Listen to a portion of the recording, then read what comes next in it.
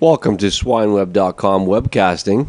In this segment, we are pleased to join with us Dr. Mark Hammer, who is the Professional Services Veterinarian at Novartis Animal Health. Thank you for joining us today, Dr. Hammer. Well, thank you, and I'm glad to be here. We would like to first talk about swine dysentery. Are we seeing a reemergence of swine dysentery on U.S. pork production facilities? Well, we have certainly seen swine dysentery being diagnosed more frequently than we have in the past. So yes, I would say this disease is reemerging. It's an old disease, been around probably as long as we've had pigs, but it is reemerging as a clinical problem in the late finishing phase for some producers. Now, our audience would like to know, what is swine dysentery exactly? Well, swine dysentery is called bloody scours. It's a large bowel disease of pigs that causes a lot of mucus and blood in the diarrhea. So that's basically what it is. That's kind of what you see. It's caused by a bacteria called Brachyspira dysentery. Now, I assume that this is something that's highly contagious. Is that correct? Yes, it is. It's very contagious bacteria. The thing is, after a pig comes in contact with this bacteria, he'll start to show diarrhea about a week or 2 weeks afterwards, and then that diarrhea may progress from mucus to having a lot of blood in the stool. And so how does dysentery itself affect pigs? Well, it dehydrates the pigs. The large bowel is responsible for reabsorbing a lot of the water that is dumped into the gastrointestinal tract. So the large bowel is not able to reabsorb that water, and it comes out as diarrhea in that pig. So the pigs become dehydrated. They stop gaining weight and actually lose weight, and they can also become, so they're not growing very well, and they can also die from this disease. Mortality rates can reach 25 to 30% of the pigs if untreated. So with that being said, what's the economic impact of dysentery? Well, we've looked at some systems that have diagnosed swine dysentery in them, and we have determined that it's anywhere from $5 to $10 lost performance from lost feed efficiency, lost growth rate, increased culls, and increased mortality. It's somewhere in the neighborhood of about $5 to $10 a head. And now with prevention and effective treatments, how do you go about dealing with that aspect when dealing with dysentery in pigs? Well, of course, the first thing when you see this disease, you want to treat it. Typically, it's treated through the water.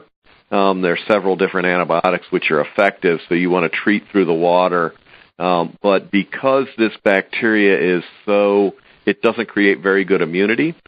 So when you treat those animals, the likelihood of them having a reoccurrence of disease 6, 8, or 10 weeks later is very high.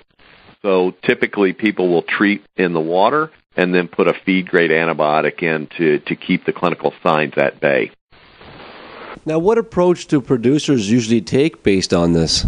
Well, there are several different options that they can take. They can make a decision just to treat the disease, or put in a long-term control program, or eradicate the disease. In the past, a lot of producers have chosen to eradicate this disease, but it depends on the economic severity and the incidence of the disease in the system that you're working with on what the producer will want to do. So what treatments are available now and going forward to deal with dysentery? Well, we've got, there's several different antibiotics, Carbadox, lincomycin, tylosin, and tiamulin are all antibiotics that can be used to treat this disease. So there's quite a wide range of choices, and then, like I said, a lot of people, you need to treat those animals quickly. A lot of people will use water medication, and most of those antibiotics are available as a water and a feed medication. But I think the most important thing for people to know is that that even though they treat those animals and they're no longer having diarrhea with Brachyspira colitis or Brachyspira hyodysentery in particular, it's a very chronic disease, and reoccurrence will happen if they don't have a control program in place. Now, we're also aware that Denagard LC is a liquid antibiotic from Novartis that is used for treatment. I was hoping you can explain this further. Yeah. Well, Tiamulin, the Denagard molecule, is quite effective against Brachyspira hyodysentery. The MICs are very low, and we get very high tissue concentrations, so that we know that antibiotic is getting to where the bacteria is in the large intestine. So, we've got both forms of that antibiotic, liquid concentrate and the in-feed medication, so you can treat quickly through the water and then put in a control program for an extended period of time so that you don't have reoccurrence of that disease. Now, in terms of earlier stages, we are wondering why health management and disease control is so important in nursery pigs. Well, getting pigs off to a good start is always important. And we know that the use of antibiotics in the early life of the pig during that nursery phase is very effective at getting them healthier, so that they grow faster and have better feed conversion. So that when that animal is 10 weeks of old, he has maximized his growth potential, and then can continue on in the finishing phase and perform well for you. So that's why we at Novartis focus on making sure that you have a good antibiotic program in the nursery phase. Now, we assume that at the nursery level, pigs can be vulnerable to respiratory and enteric diseases along the way.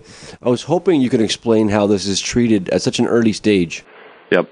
Well, typically pigs, they will come in contact with respiratory bacteria that can cause disease. It may be subclinical, so that they don't see a clinical signs of pigs coughing or having respiratory signs, but that bacteria is there.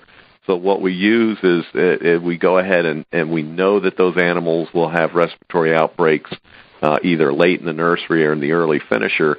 So we put Denagard Plus is a very good broad spectrum antibiotics, and we put that in strategically to minimize that exposure to those pigs, decrease the amount of bacteria they're having, and allow their immune system to handle that bacteria so that they have a better immune response, and we've lowered the bacterial load in those pigs. So would stress be a large factor then that would contribute to this disease? Yes, both respiratory disease and the enteric disease of swine dysentery can be initiated by stress. Anytime we move those pigs or resort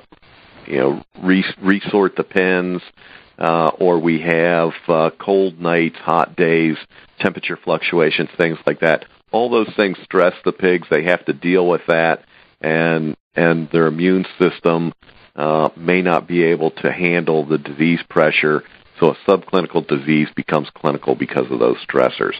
And if we have antibiotics on board during that stress period, we see less problems with those pigs after the stress period is over. So what would be the best way that producers can prevent disease outbreaks in nurseries? We at Novartis have looked at our compound Denagard 10 in combination with CTC, and we see that feeding that antibiotic early, we get a good response in growth and feed efficiency by controlling disease. And then late in the nursery, when we again usually have reoccurrence of respiratory disease, running that antibiotic then, Denagard 10 plus CTC, running that antibiotic then helps minimize the respiratory signs. And we see that in increased performance, such as increased growth or feed efficiency. Now, by preventing these diseases, I'm assuming this helps in terms of profitability for producers. Is that correct? Yes. Anytime a producer is using antibiotics, I think it's wise for them to know why they're doing it, number one, and number two, that they're measuring a response so that they see the pigs gaining better, they're having better feed efficiency, so that they have improved performance, and that will allow them to calculate a return on investment. It's always important to know that if they're spending $1, they're making $2 or $3 back because that animal is performing better. And the information that we have generated in the nursery phase certainly shows that we have better margin over feed cost compared to some other antibiotic regimes. So with the studies that Novartis has done to date, we are wondering what Novartis would recommend for antibiotic therapy in nursery pigs right now. Denagard CTC is the antibiotic that we recommend, or the combination of antibiotics that we recommend in the nursery to start those pigs after weaning for the first 2 weeks, and then have a more enteric antibiotic in place in the middle of the nursery, and then at the end of the nursery, the last 2 weeks, have Denagard CTC in that diet, so that they can benefit from the broad spectrum nature of the combination of those two antibiotics. When speaking with producers themselves, why is it so important for them to work closely with their veterinarian? Well, I think it's always wise to have veterinary consultation when the producer is deciding to do any antibiotic regime, whether that be in the feed, in the water, or their injectable antibiotics.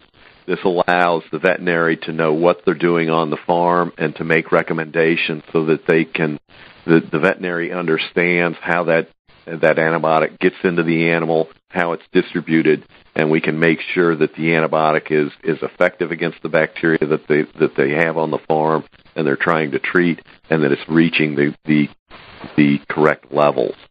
So that's why they need to have a professional veterinary advice to oversee the implementation of their antibiotic programs.